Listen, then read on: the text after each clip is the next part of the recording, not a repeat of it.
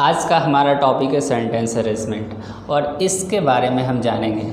Generally बच्चे इसको बनाने में थोड़ा सा डरते हैं क्योंकि ये जो सेंटेंस अरेंजमेंट का टॉपिक होता है ये सेंटेंस को अरेंज करना होता है। जैसे कि यहाँ पे एक दिया हुआ फर्स्ट सेंटेंस और लास्ट में सिक्स्थ सेंटेंस, तो फर्स्ट सेंटेंस और सिक्स्थ सेंटेंस ये दोनों अरेंज्ड है ऑलरेडी। पहला में ये होगा और छठवें में ये होगा, तो दोनों ये अरेंज्ड है ऑलरेडी। बट यहाँ बीच में P, Q, R, S ये चार ऐसे सेंटेंस हैं जिसको हमें अरेंज करना है। तो अरेंज करने के लिए हम क्या करेंगे? सबसे पहले तो ये पूरा सेंटेंस पढ़ेंगे, उसके अनुसार उसको बैठाएंगे तभी तो फिल कर पाएंगे। ये तो तरीका हो गई ट्रेडिशनल मेथड। जब आपको पढ़ने आएगा, सारे चीज़ों की मीनिंग समझ में आएगी, तब आप बना सकते हैं।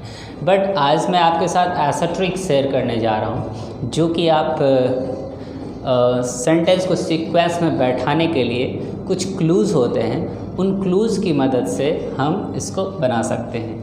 जैसे कि आप कोई मूवी स्टार्ट किया देखना और उसको बीच से स्टार्ट किया, तो कुछ दूर देखने के बाद आपको पता चल जाता है कि पीछे क्या हुआ होगा और आगे क्या होने वाला है। लाइक सेम हम यहाँ पे करेंगे।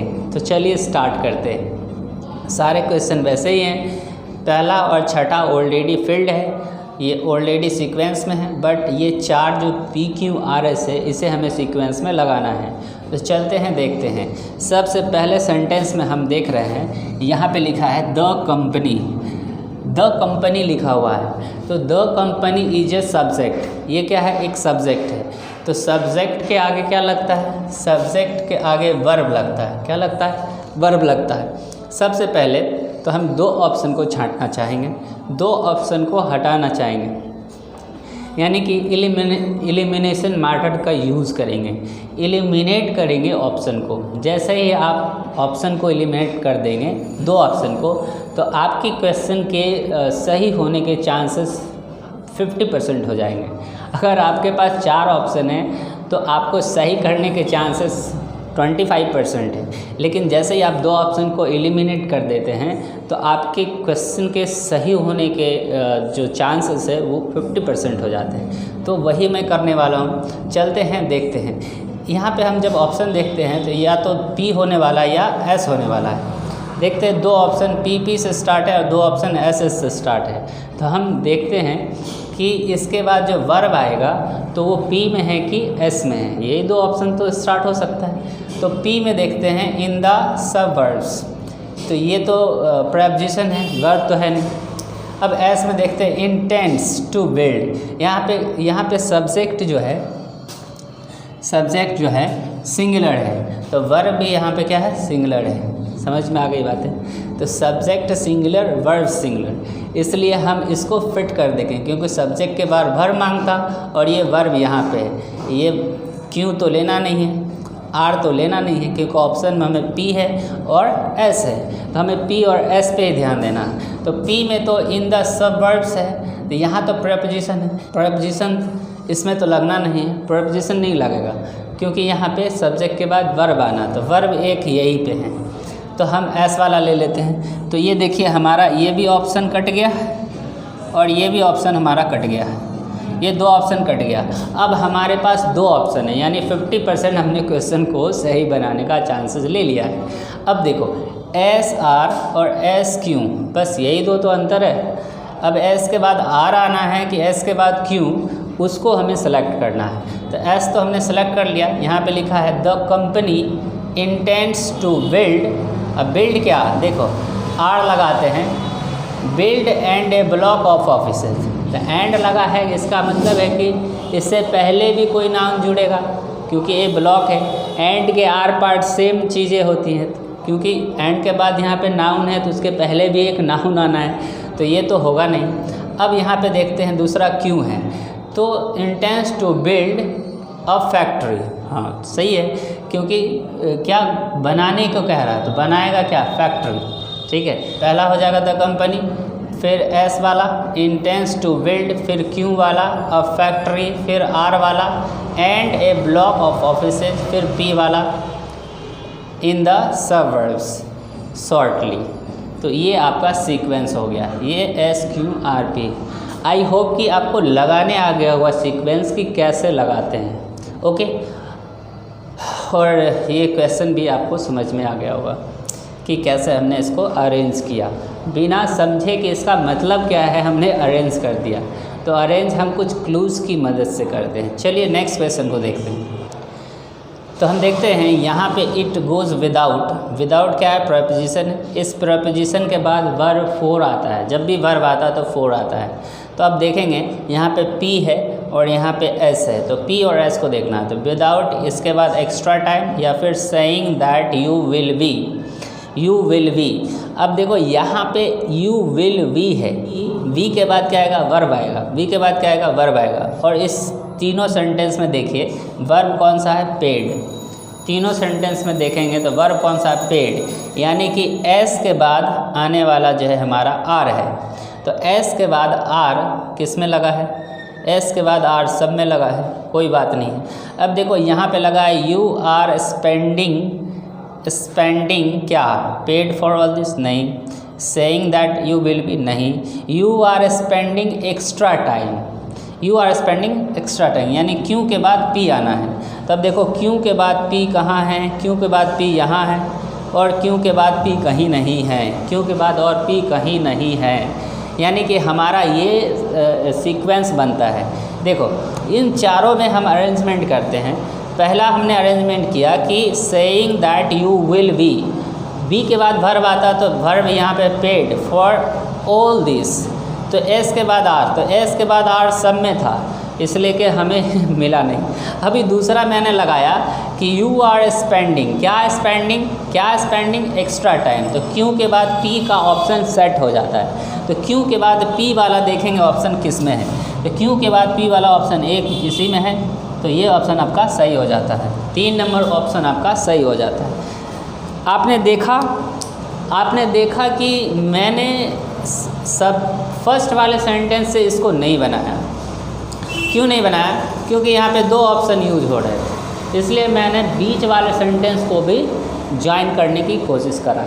अगर आप बीच वाले सेंटेंस को भी अगर ज्वाइन कर लेते हैं तो आप इसको अरेंज करने में कामयाब हो जाएंगे। आई होप कि ये वाली बातें भी आपको समझ में आई होगी, क्योंकि स्पेंड के साथ क्या लगा? Extra time. क्या करने का रहा है? टाइम को एक्स्ट्रा स्पेंड करने की बात कर रहा है, इसलिए हमने क्या किया?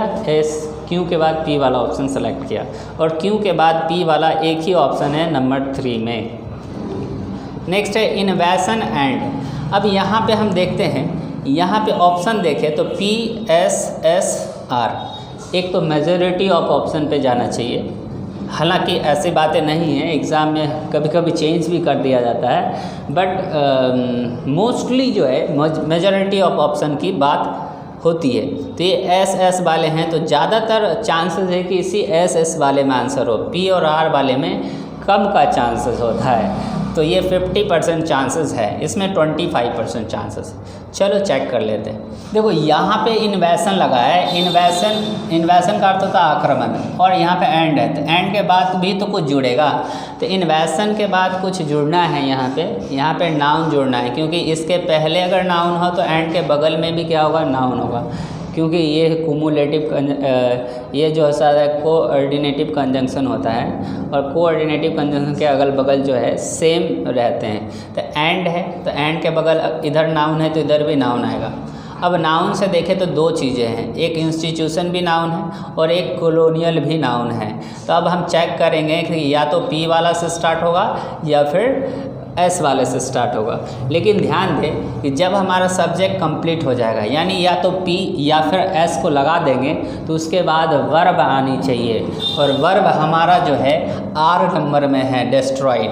वर्ब हमारा R नंबर में है, यानी कि P अगर होता है तो उसके बाद R होना चाहिए, या फिर S होता है तो उसके बाद भी R होना चाहिए। तो हम यहाँ पे देखते हैं P के बाद R नहीं है, ये ऑप्शन कट जाता है। P के बाद R नहीं है, इसलिए ये गलत हो जाता है। अब यहाँ पे देखते हैं R से तो होना ही नहीं है कि एंड के बाद तो यहाँ पे देखिए डिस्ट्रॉयड है, R में डिस्ट्रॉयड है, तो एंड के बाद वर्ब नहीं लगेगा, एंड के बाद एक नाउन ही लेगा। अब चलते हैं इस दोनों ऑप्शन पे। इस दोनों ऑप्शन में क्या है?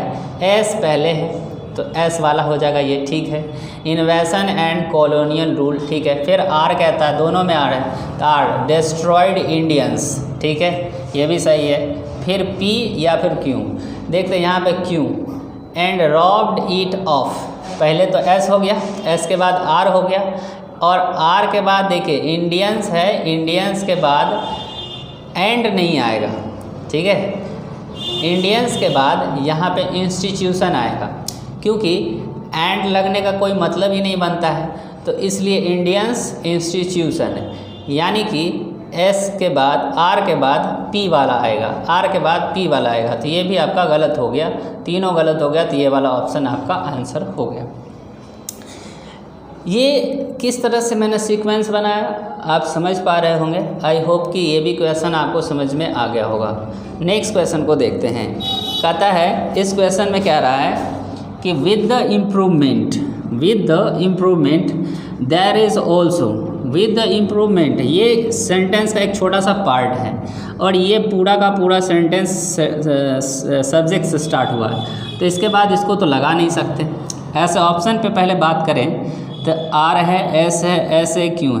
यहाँ भी हम देख रहे हैं कि दो मेजॉरिटी वाला ऑप्शन है, तो इसकी आंसर होने के चांसेस कम हैं। आप देखोगे कि विद द इम्प्रूवमेंट, अब नीचे देखोगे कि with the improvement first sentence है, इसके बाद हमें कौन सा सेंटेंस लाना है तो पता नहीं चल रहा है। देयर इज़ ऑल्सो, ये तो होगा नहीं पी नंबर, क्योंकि ये पी ऑप्शन में भी नहीं है। अब हम देखते हैं कि यहाँ पर ऑफ साइबर क्राइम, ये भी फिक्स्ड है।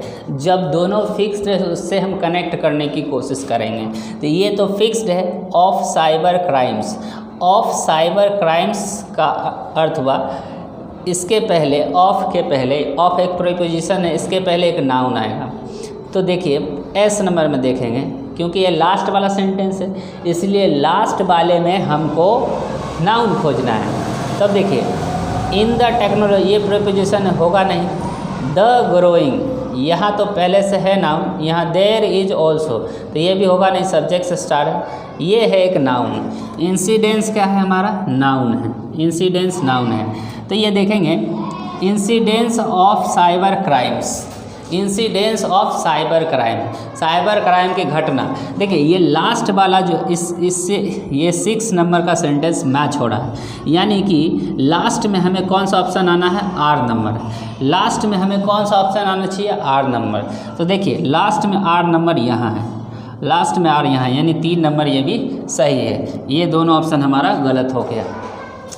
तो हम कहीं से भी जुगाड़ लगा के अरेंज करना, मतलब ये कि आप जब भी देखेंगे सेंटेंस को तो 2 सेंटेंसेस फिक्स हैं, या तो आप ऊपर वाले से या फिर नीचे वाले से मिलान करके देखें कहीं मिल रहा है कि नहीं। अगर ये दोनों भी नहीं मिल रहा है तो आप बीच में पी क्यू आर एस जो भी है, तो इस चारों को भी मिलाने का कोशिश करें। देखें कि वह शुरू किससे है, बंद किससे है। जब बंद जिससे है तो उससे आगे क्या लगने वाला है, उस चीज़ को फाइंड करें, तब खुद ब खुद आप क्या करेंगे, क्वेश्चन को अरेंज कर पाएंगे। जब 2, 4, 5, 10 क्वेश्चन आप सॉल्व करेंगे तो you will be able to solve this question all. I hope आज के क्लास में आपको ये सेंटेंस अरेंजमेंट समझ में आया होगा। तो मिलता हूँ मैं आपसे नेक्स्ट क्लास में इसी तरह के और भी क्वेश्चन को लेकर। ये सारे पूछे गए क्वेश्चंस हैं और नेक्स्ट क्लास में भी और आगे की क्वेश्चन को हम बताएंगे। तो आई होप ये आपको अच्छा लगा होगा और आप सेंटेंस इम्प्रूवमेंट सीख गए होंगे।